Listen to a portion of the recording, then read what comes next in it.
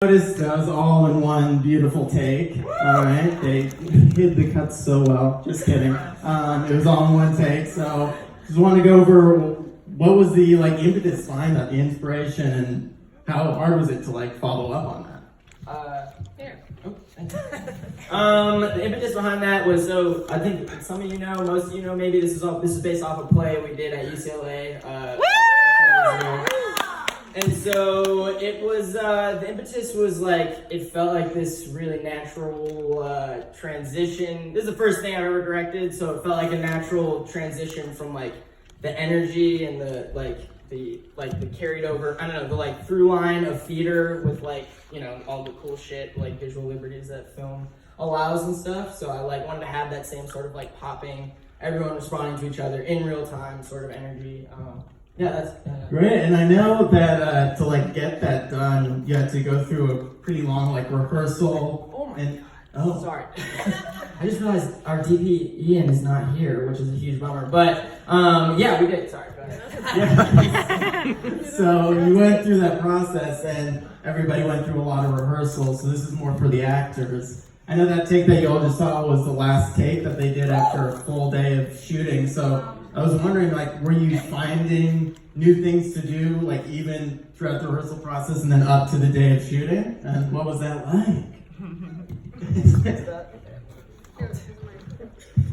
I did that tone at the end because I was uncomfortable. Yes,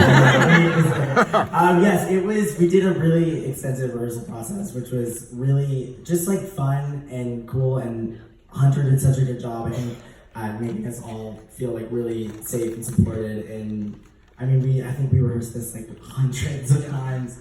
To be honest, went through it all. But even the day of filming, it was just really crazy because it was the first time with the camera there and the first time with the lights, so we were all kind of thrown off.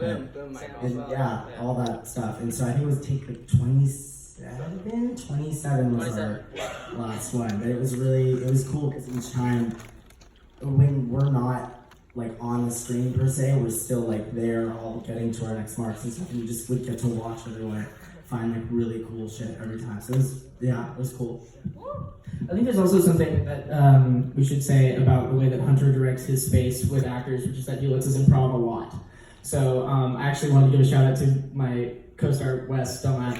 Every single time came up with the most brilliant improvisations at the beginning that had us all laughing and all in the energy, and it was really amazing. That was something that we worked with every take. Oh wait, can I say something? Yeah, Deja also would do this thing, because I was kind of vague talking at the beginning, and so she would just say the plot of a different movie every time. And this one was The Sandlot. And whenever we put it online, you should go back, and it's very funny when you go back.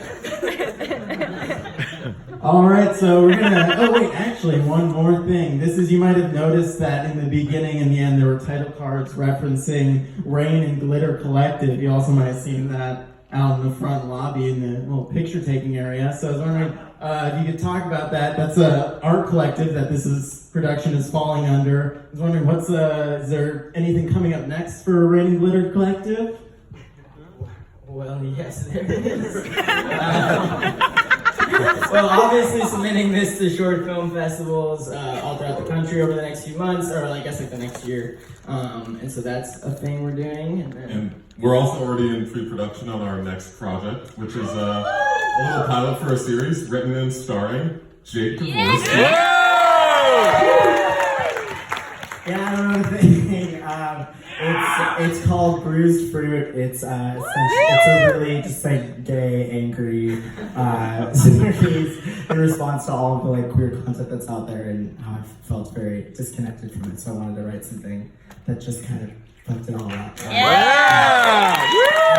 Lastly, in addition to that, we like I referenced earlier, this is based off a play. I adapted that play into a feature. This obviously is a finished product, but it's also a proof of concept for the feature. So that's something we're in the early stages of working on. But tell your friends. Tell your friends. Yeah, tell your rich friends. Also, if you want to get involved with that or Bruce Fruit or any of our future things, or just have ideas, feel free to talk to any of us, Hunter, Jake, and I after the show, and we'll would love to have your help and love to talk to you again. Yeah, off that sort of the ethos of this whole night and why it's like so extravagant and crazy is like we wanted this to be a space for like other young people to get together. Hopefully people were excited by that and like excited about like the Rain and Glitter Collective vision. We want to fuck with you, so come hang out with us. Yeah. Anyway. All right, so everybody make sure to follow on Instagram, rain_and_glitter_collective. And they'll fuck with you. They'll go in the house, mix up all your stuff. So now we're going to be opening up. So if anybody in the audience has any questions they'd like to ask anybody up here on stage, not including me, then now's your time. See some hands maybe? All right there. Yeah. What up? So I know this is a bigger play, so I was just wondering, what was the process of picking this specific scene? And why did you choose this scene to do? Right. That's what a good question. Good question. It's a love fest in here, man. Everybody gets love. Okay. Yes, the scene. So yeah, this is like a lot of it is like pulled from the play, from the feature. It's like the initial scene in the thing, basically.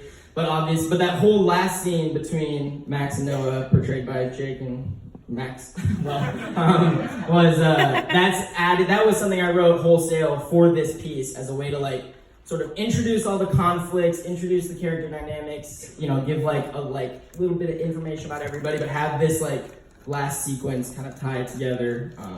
So yeah, that's it. That's how I did it. Woo, Yeah. All right, anybody else? Back there. Oh, I'll take your word for it. Whoever's back there. Hand up, there she is. Yeah. What was harder in making this? Was it harder to do the play, like the pre-production of that, or is it harder to do the pre-production of the film, like trying to adapt that play? I don't know. Good question. We're not ready for that question. Anybody take it? You guys should talk. I would say they were both very different. I mean, I think doing the play was really exciting because no one had ever seen it before. When we were doing the short, we had a lot of like really cool support and were very validated in that. Doing the play, we were kind of just throwing something in the dark, and we didn't really know what would come of it. But the technical stuff of this, especially being in one take, was just a lot of moving parts. And for all of us, like we're all very young filmmakers, like this was a lot of trial and error. So I think they were both different, but this one was, I think, a little bit more like what is going on. There are also a lot of mirrors. A lot of mirrors. Let's not talk about that. Great. But no, we didn't. No. Okay. All right. Any other questions not related to mirrors? All right, I see one over there. Is that a slursh? I got two questions. The first one, like, can you guys speak on like what the title of the film is? And the other question was, if y'all were doing like a lot of improvising, how did you know like when, like with the camera movement, especially with the mirrors, like that was so crazy to me. Like, how did you guys know exactly? What did I say? We're gonna answer the first question. The title is a lyric. It's actually sort of an incorrect lyric because when I wrote the play, the lyrics didn't have access to the lyrics to the song. But it's from White Ferrari, a song by Frank Ocean that is heavily featured in the play, but we could not afford to buy for this. So we had Zach Michelle, who's amazing. Some lyrics. You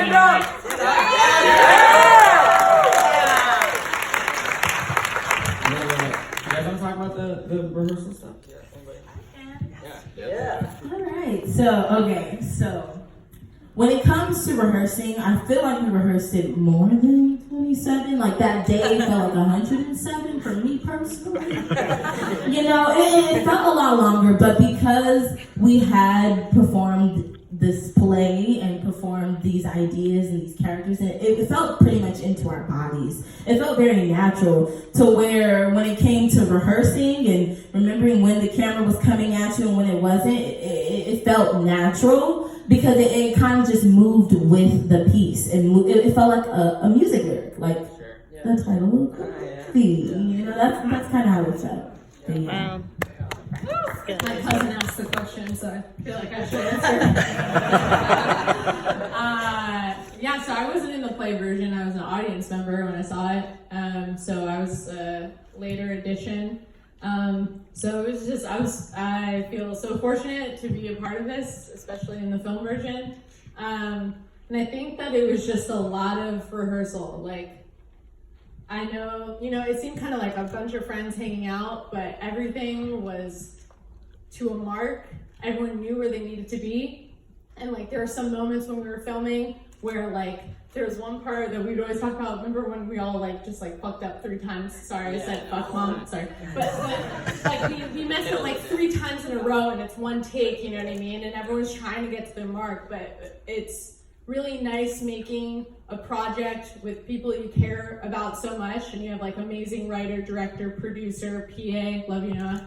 And like, it's like we all wanted to be there. We all cared about the project, so the improvisation, like. Obviously there's natural conversation that flows between all of us, but that was heavily rehearsed, all just because we cared so much about the project.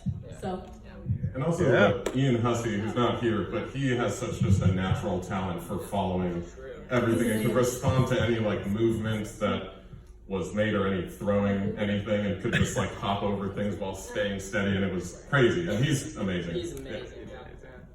All right. Any other cousins out here? Now your time to shine. All right.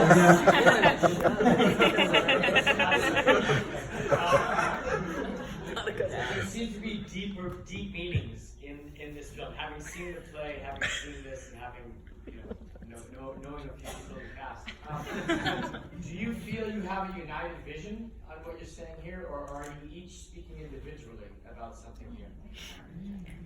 All right, guys. it's like individual state and country, like individual. We're united. It's like a UN. That's my dad's all answer.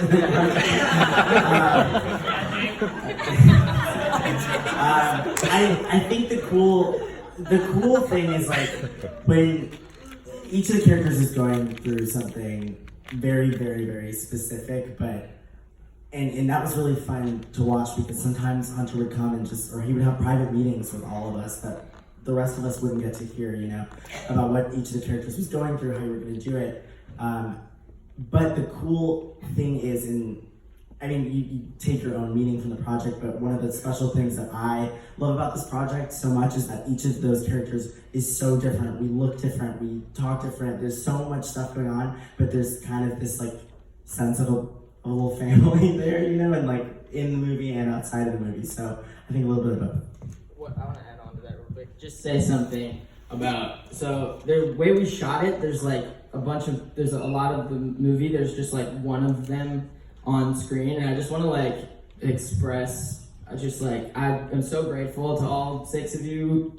Not him. I'm grateful to all 6 of you for just like. And like again, he said this was the last take. They were committed all day. They're amazing all day. It's so fucking hard to like be the only thing in the space, like, and you guys are just like, it's so lived in, and I just think the work that they did is like so insane. I'm so grateful. Covered up a lot of my mistakes. It's great. You guys are like astounding, and I love looking at all of you, and I hope you guys did too, because I think they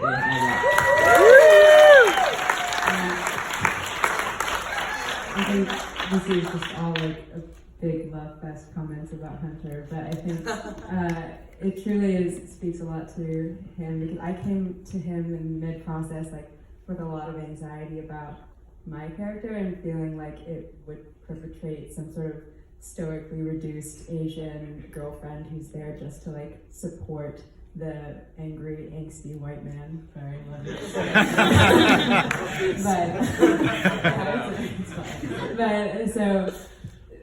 but through talking to Hunter, it was like it was just like such an open conversation and so easy to voice my any like concerns and like work through that really smoothly. So that doesn't happen very often.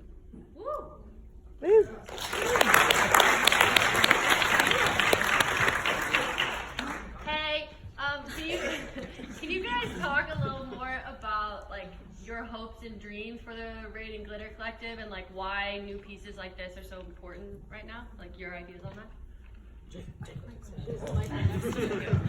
So the whole like reason that Rain and Glitter Collective like started was all of us are UCLA alumni. We all studied theater at UCLA. It is, let me tell you, it's a mind studying theater in at a university. But I think the reason that it started was we were kind of frustrated with, for many different reasons, about stories that we were being a part of or the lack of resources that we were getting. We wanted to kind of just take it into our own hands and show that like a group of young kids can make like a movie quality short and something that feels a lot larger than ourselves. And so the vision for it is that we don't really want to like close doors. We want it to be a fluid and growing collective. If you have ideas, come to us. We're open. I think we just like artists need to support each other more, and that's really just the goal with this whole thing. So like, yeah, and for future projects, I think we're all just a sucker for like identity stories and all that stuff, and it's time. Yeah, That's great. Yeah. Clap for that. I can also speak to that a little bit. I actually, because of my frustration with the stories that I was telling and the resources that I was not being given to tell stories that were important to me, I quit the theater program. And I had not acted for like 2 years before I did this thing. And now I do a lot of like political activism and work in that sector, but I came back to do this because Rain and Glitter represents so much of what I think we're missing in young film. And so I think if you have a story, come talk to Hunter, come talk to Jake, come talk to any of us. We'll do our best to get like some version of it up here. So thank you guys for all being here.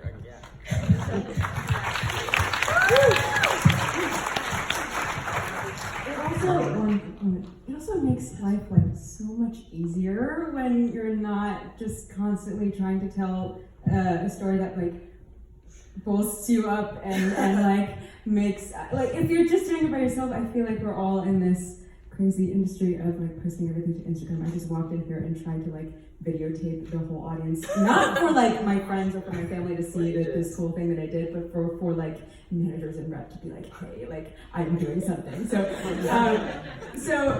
when you are working on something that is larger than yourself, it's so much easier to just drop into that comfort and like be like, yes, I'm not trying to make myself look good. With your friends. All right, everybody, thank you so much for coming out. We're